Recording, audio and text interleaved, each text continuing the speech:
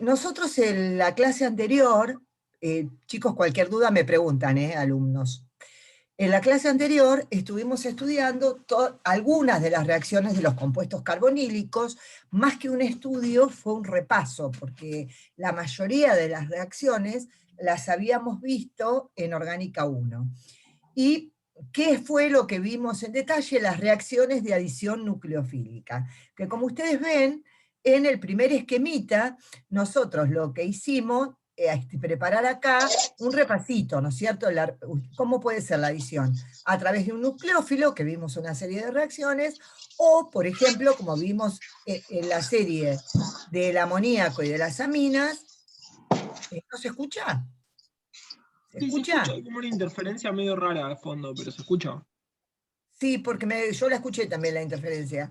O si no, en el caso de amoníaco y aminas, recuerden que teníamos un nucleófilo neutro, entonces en una primera instancia ocurría la adición nucleofílica donde nos quedaba un compuesto, perdón, un intermediario donde teníamos una carga positiva en el nitrógeno y una carga negativa en el oxígeno, y entonces aquí inmediatamente ocurre una transferencia protónica, dado que el oxígeno es más electronegativo que el nitrógeno.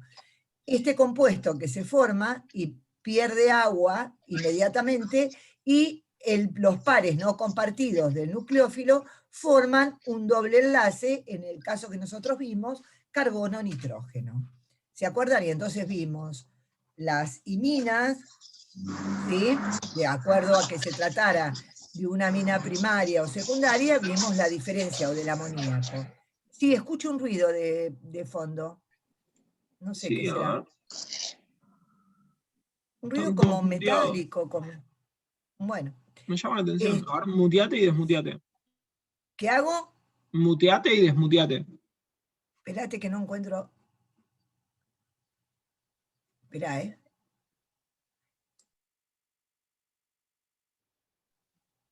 Ahí está. ¿Se sigue escuchando? Yo no Acá escucho no hay nada. nadie. Acá no hay absolutamente nadie. Estoy yo sola, así que a menos que haya un fantasma. Bueno, eso es lo que vimos la clase pasada. Lo vieron también en el seminario del viernes, que me dijo Danila que pudieron terminar todo el seminario, así que eso también ya está. Y lo que vamos a ver hoy es las mismas reacciones de sustitución nucleofílica, pero en el caso de los ácidos carboxílicos y sus derivados. O sea, nos vamos a dedicar a estudiar dentro del marco general de los compuestos carbonílicos, los compuestos carboxílicos.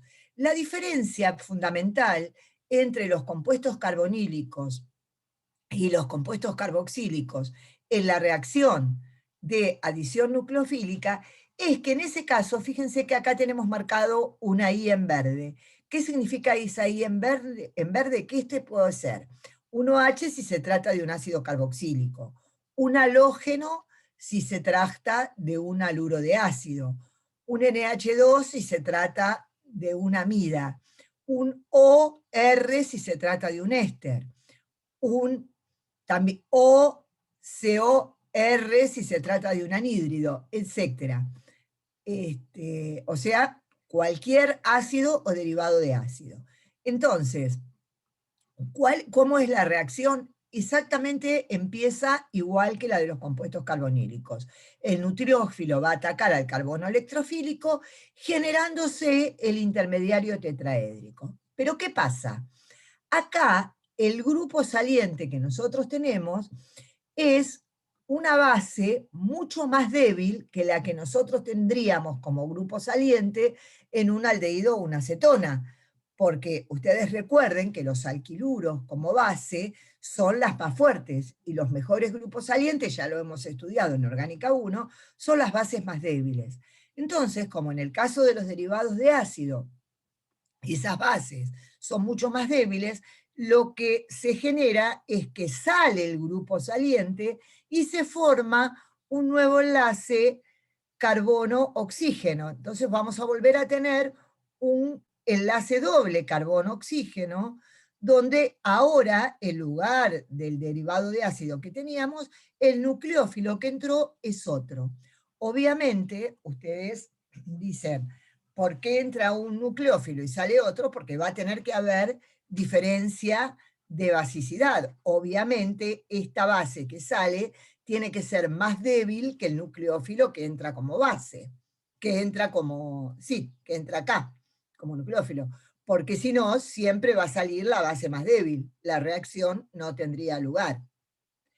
Si ustedes se fijan, esta es una reacción que se llama de adición y eliminación. Adición, eliminación. ¿Por qué? Porque primero se adiciona el nucleófilo, se forma el intermediario tetraédrico y luego sale el grupo saliente. ¿Está claro?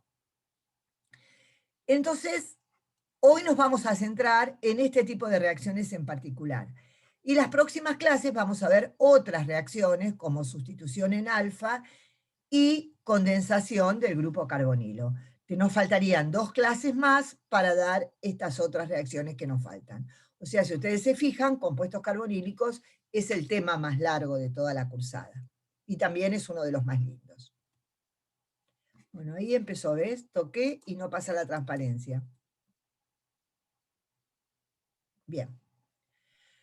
Vamos a empezar por hacer hincapié en la sustitución nucleofílica en el ion acilo, que es un poco lo que yo les dije recién, ¿no es cierto? Recién se los expliqué exhaustivamente. Tenemos un carbono sp2, el nucleófilo ataca ese carbono sp2, generando un intermediario tetraédrico, donde acá ya tenemos una hibridación sp3, se expulsa el grupo saliente, y nuevamente vamos a tener el carbono con hibridación sp2, generando otro derivado de ácido. Entonces, esto es todo lo que dije hoy, chicos, así que lo paso rapidísimo.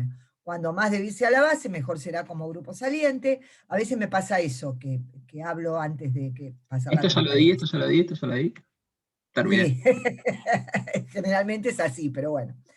Entonces, bueno, esto también lo dije, que habrá sustitución nucleofílica en el acilo siempre que Z sea una base etano más fuerte que I negativo. Si las basicidades, esto sí no lo dije, son similares, algunas moléculas del intermediario van a expulsar a la base I y otras van a expulsar a Z. Entonces va a haber una mezcla de productos, lo cual recordemos que no es lo más óptimo para el químico orgánico. Vamos a ver ahora las reactividades relativas de estos derivados de ácidos, ¿no es cierto?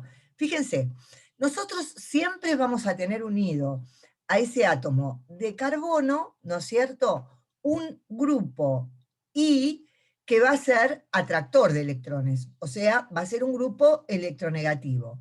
Entonces, por efecto inductivo, ¿qué es lo que va a hacer? Va a traer electrones, ¿no es cierto? Bueno, cuanto más grande sea ese efecto inductivo, más electrofílico va a ser el carbono carbonílico. En eso creo que estamos todos absolutamente de acuerdo, ¿no es cierto? Entonces, seguimos mirando. Uno de los pares de electrones no compartidos, ¿se ve cuando marco con el mouse? Sí, ¿Acá? profesor. ¿Sí? Bien. Sí, No sí. compartidos del heteroátomo, está localizado en el sistema electrofílico pi del grupo carbonilo. O sea, estos pares electrónicos que nosotros vemos acá. Ay, ¿qué pasó? ¿Ves que se escucha el eco? Sí, sí, debe ser algún problema de la conexión a internet. No, Ah, bien. ahí está, ahí por ahí. Entonces, nosotros podemos escribir una estructura de resonancia donde este par de electrones forme un doble enlace carbono-oxígeno, de manera tal que este oxígeno quedaría con una carga positiva, este par volvería para acá, entonces el oxígeno quedaría con los 6 electrones libres cargados negativamente, y tendríamos esta contribuyente que es minoritaria. Esta va a ser la estructura mayoritaria. También podemos escribir una donde directamente pongamos el carbono con carga positiva y el oxígeno con carga negativa. Pero esta estructura tiene aún menos peso que esta otra que tenemos acá. Para cualquiera de los derivados de ácido, nosotros podemos escribir estas estructuras contribuyentes. Entonces, los heteroátomos van a ser varios. Como dijimos recién, tenemos varios derivados de ácidos, desde halogenuros de alquilo hasta que sean anhídridos de ácidos, ésteres, amidas, etc. Entonces, esa electronegatividad del átomo que esté unido a ese carbono va a ser diferente. Entonces, ¿quiénes van a ser los derivados de ácidos que sean menos reactivos? Bueno, aquellos que mejor estabilicen esta carga positiva. O sea que de alguna manera esta estructura tenga mayor peso. ¿Y cuáles van a ser? Y bueno, los que tengan un átomo que sea más electropositivo. Ejemplo que se les ocurra rápidamente, los que tengan un nitrógeno en lugar del oxígeno. O sea, inmediatamente nosotros ya nos damos cuenta que las amidas van a ser menos reactivas que los ésteres. Pregunten si no están de acuerdo.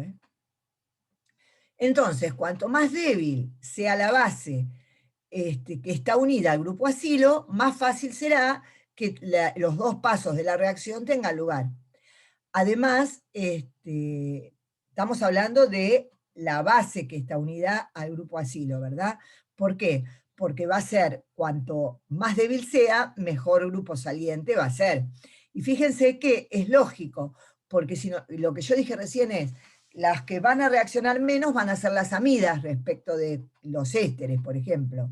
¿Y por qué? Y bueno, porque el amiduro es una base también mucho más fuerte que lo que puede ser el alcóxido. O sea, las dos cosas que explicamos van en el mismo sentido. Acá ustedes tienen ordenadas, en orden creciente de basicidad, las bases que pueden estar unidas al grupo acilo. Por lo tanto, concluimos que el cloruro de acilo va a ser más reactivo que el éster, este va a ser aproximadamente igual que el ácido carboxílico, y la menos reactiva de todos va a ser la amida.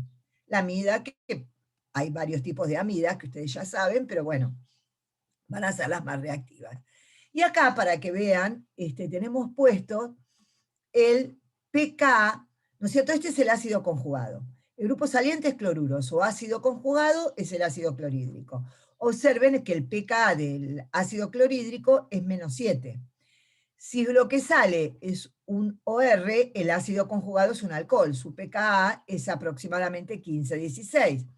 El oxidrilo, que su ácido conjugado es el agua, el pKa es 15,7, y en cambio el amiduro, fíjense que pasamos a 36. Si se trata de un hidruro, a 40, y fíjense en el caso de aldehídos y cetonas, aproximadamente 60. O sea, imposible que hubiera podido ocurrir ahí una reacción de adición-eliminación. Vamos a estudiar ahora, antes de esto se entendió la diferencia entre las reacciones de adición nucleofílica de los compuestos derivados de ácido y los Ah, aldehídos y cetonas. Patri, ¿no vas al Chicos, anterior? Un segundo. sí. Acá nos falta un tipo de derivado de ácido, los anhídridos. ¿Dónde los ponen?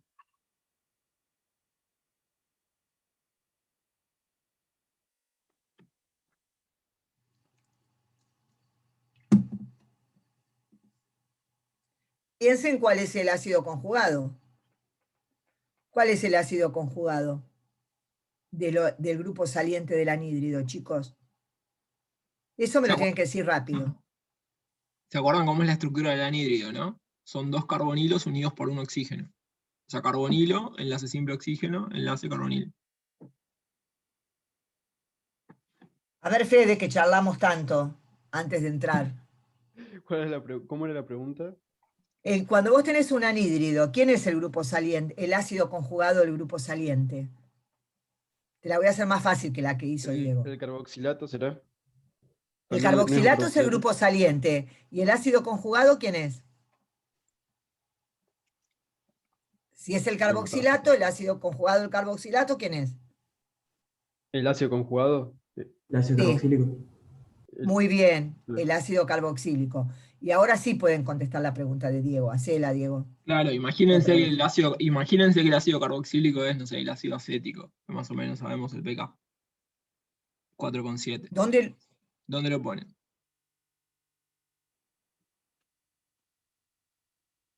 O sea, lo pondrían antes del ácido clorhídrico?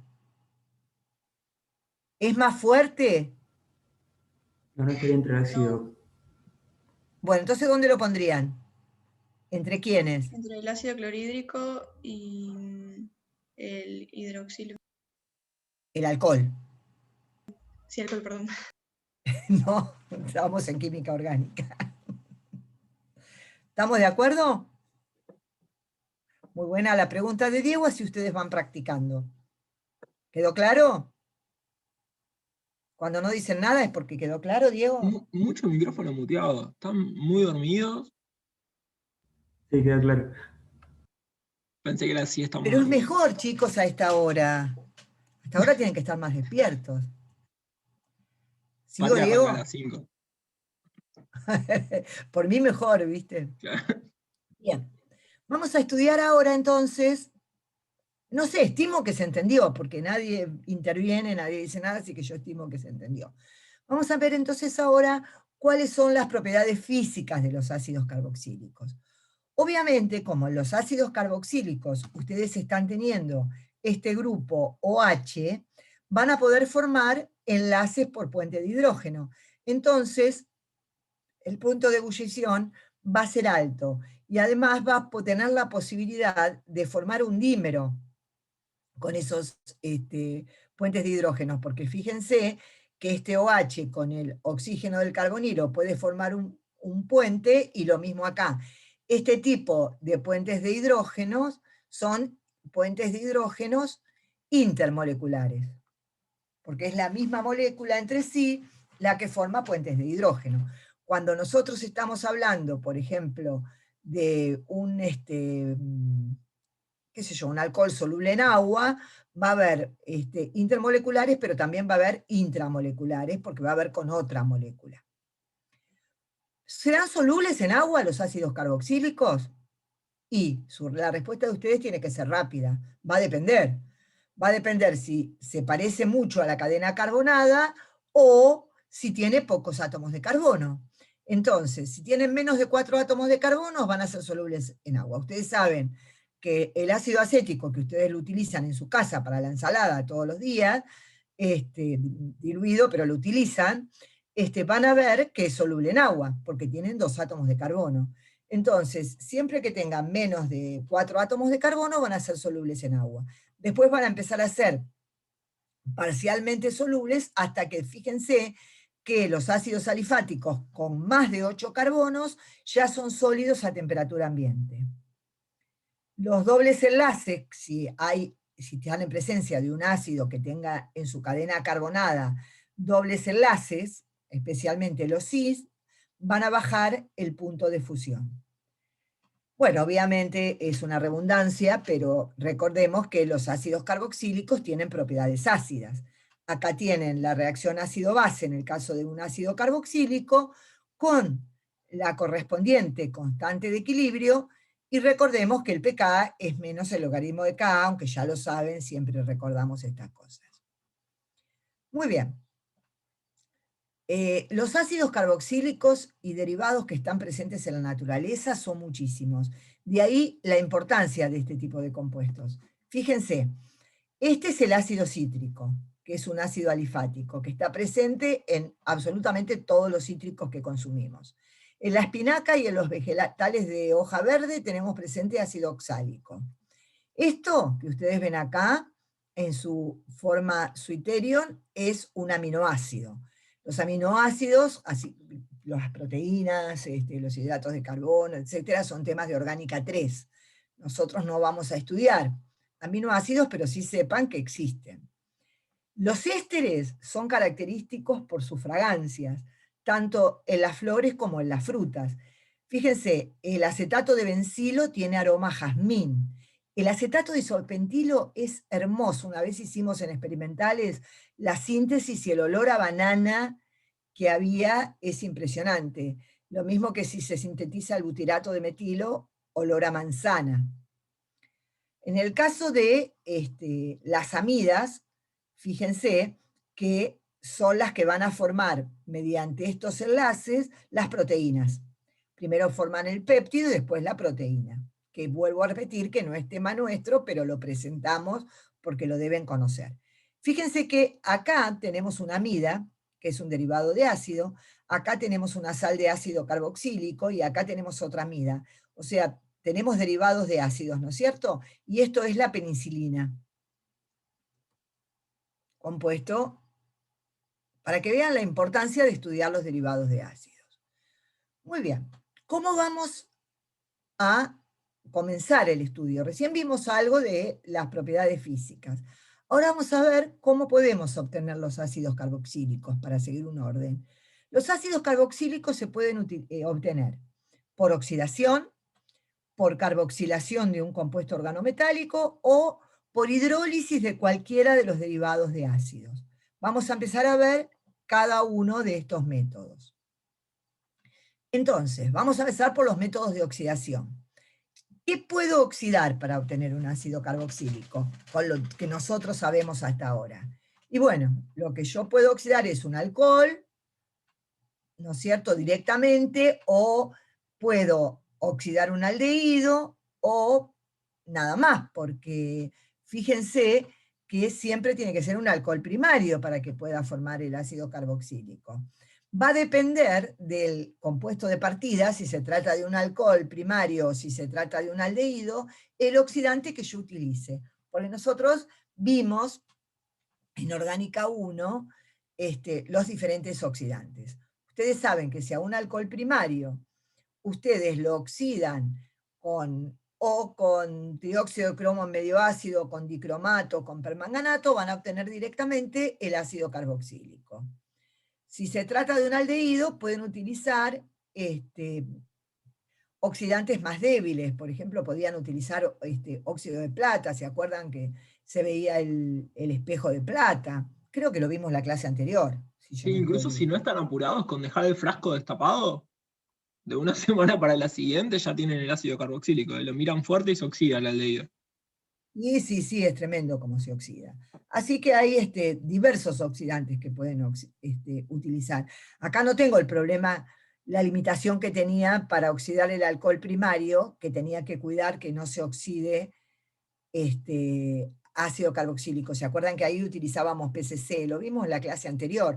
Lo que pasa es que no haber tenido clase la semana pasada parece que hace muchísimo, pero en realidad fue hace poco. Y les hago una pregunta, chicos, y quiero que me respondan la verdad. ¿Están leyendo a medida que estamos dando las clases y resolviendo el seminario? Quiero una respuesta.